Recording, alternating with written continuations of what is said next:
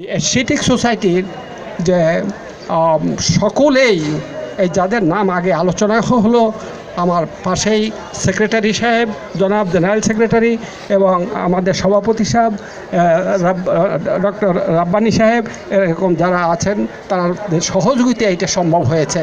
এনাদের সবাইকে এবং আপনাদেরকে ধন্যবাদ জানিয়ে আমরা বক্তব্য শেষ করছি।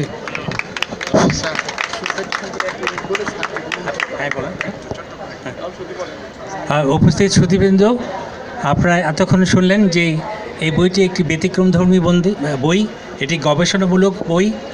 এটি আমাদের দেশের যে সকল গাছপালা, মেডিসিনাল প্ল্যান্টস আছে তার উপর ভিত্তি করে একটি আকর গ্রন্থ। এটি শুধুমাত্র বর্তমান প্রজন্মের জন্য না, ভবিষ্যতের জন্য এটি কাজে লাগবে।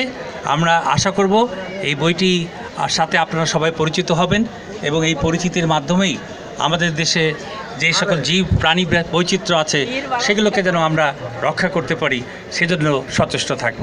আপনাদের সকলকে ধন্যবাদ।